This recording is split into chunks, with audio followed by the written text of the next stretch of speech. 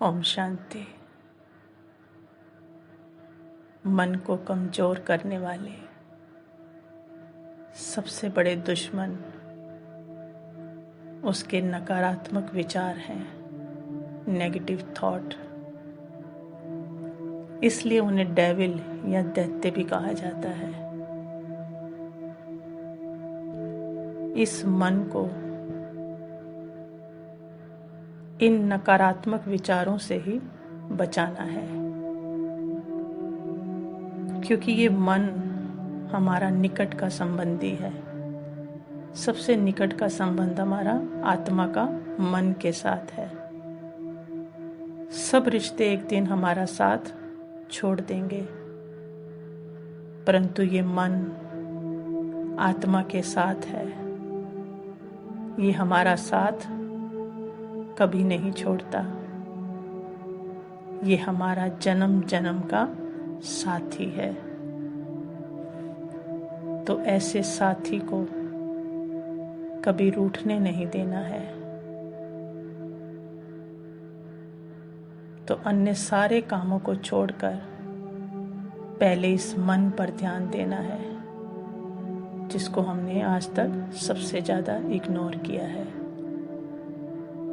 जैसे एक पेड़ की जड़ें नजर नहीं आती हैं, लेकिन हम जानते हैं ये पेड़ अदृश्य की बदौलत ही खड़ा है, अर्थात जो दिखता नहीं है उसके सहारे ही खड़ा है। उसी तरह इस मन की शक्ति की जड़ें भी अदृश्य हैं, जिन्हें मनन चिंतन से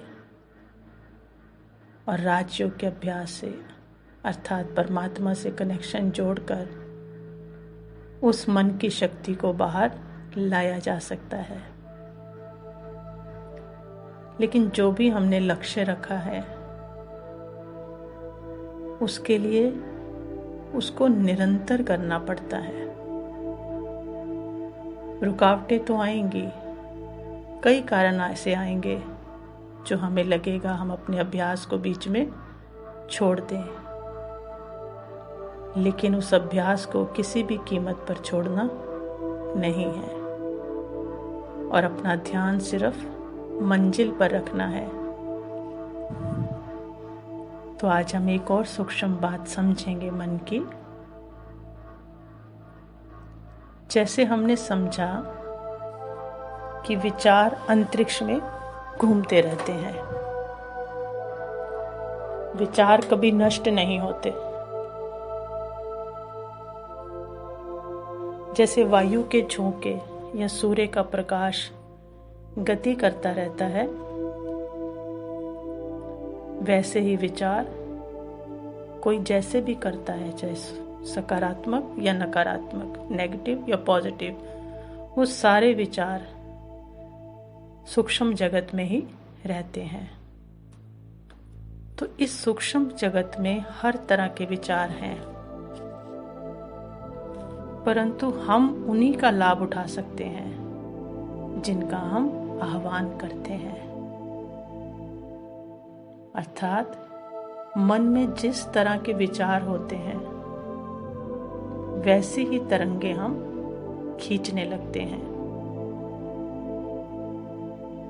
और जैसे विचार हमारे मन से निकलते जाते हैं, उसी तरह के विचारों को, उसी तरह के व्यक्तियों को और उसी तरह की परिस्थितियों को वो खींच कर ले आते हैं।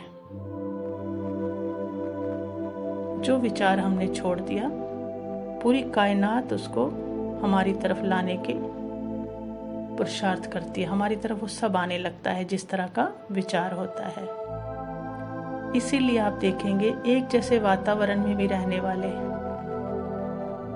उनका विकास अलग अलग होता है। सब कुछ सेम मिल रहा होता है, वातावरण से, पालना सेम, सब कुछ जो दिखता है वो सब सेम हो रहा होता है, लेकिन दो की वृत्ति क्या होती है, अलग अलग होती है। कारण क्या है? विचार। अब वो विचार कैसे कर रहा है? एक ही जगह पर, एक ही स्थान पर, शुद्ध स्थान पर रहते हुए भी जैसे विचार कर रहा है वैसा उसका व्यक्तित्व बन रहा है। अर्थात हम जैसे विचार छोड़ते जाते हैं उसी तरह के विचारों से हमें पोषण मिलने लगता है, हमारी पालना होने लगती है उसी तरह के विचारों से जैसे हम छोड़ रहे हैं। अर्थात उसकी वृद्धि उसी तरह होने लगती है। नेगेटिव विचार छोड़ रहे हैं तो नेगेटिव से हमारा पोषण हो रहा है, अर्थात हमारा पालना होती जा रही है, हमारी वृद्धि और नेगेटिव में होती जा रही है। और अगर पॉजिटिव छोड़ रहे हैं तो जितने भी जगत में पॉजिटिव हैं उनसे हमारा पोषण हो रहा है और वैसा ही व्यक्तित्व होने लगता है। तो जब मन नेगेटिव सोचता है तो इस जगत के सभी नेगेटिव विचारों से वो कनेक्ट हो जाता है, क्योंकि सारे हैं सूक्ष्म जगत में।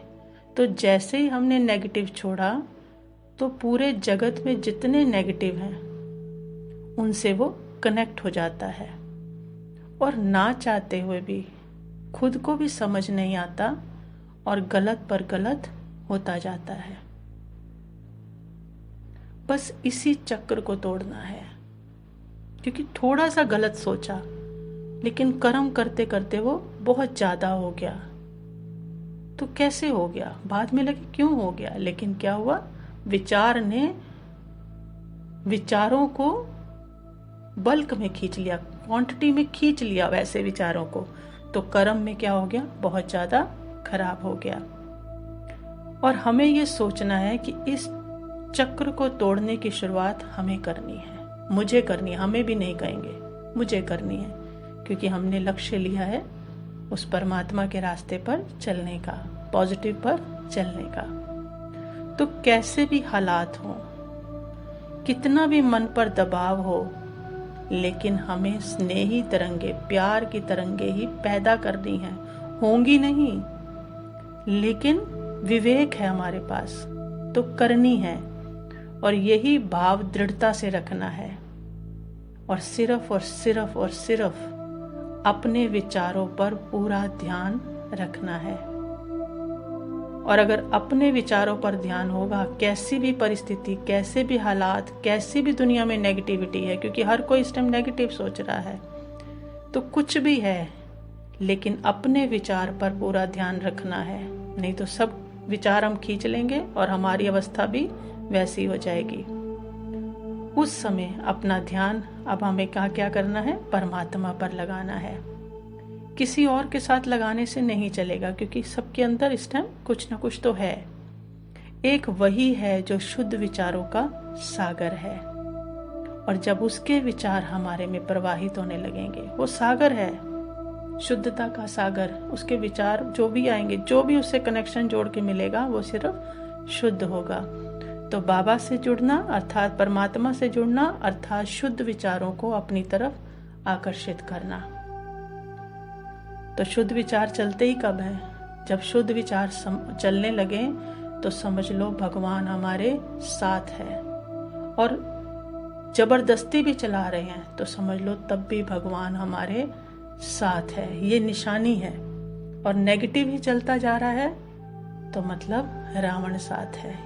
तो पहचान लेंगे खुद को कि अगर पॉजिटिव करने का मन जबरदस्ती कर रहा है तो बाबा क्या है, साथ है।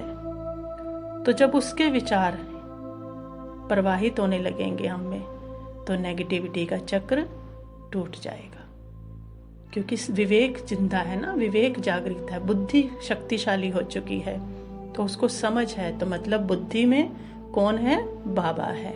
और बुद्धि में बाबा है तो मेहनत थोड़ी सी लगेगी उस टाइम नेगेटिविटी में से निकलने की, लेकिन चक्र जरूर टूटेगा।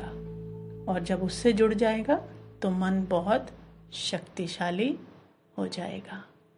तो ये अपने विचारों पर बहुत बहुत बहुत अटेंशन रखना है, और सिर्फ अपने विचारों पर। ओम शांति।